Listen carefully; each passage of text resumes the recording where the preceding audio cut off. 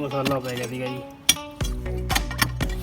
T rap ਆਪਣਾ floor rap ਲੱਗਿਆ ਹੋਇਆ ਪਿੱਛੇ, ਸਾਰੀ ਹੱਥ ਤੇ ਪਾਣੀ ਖੜਾ ਸੀ।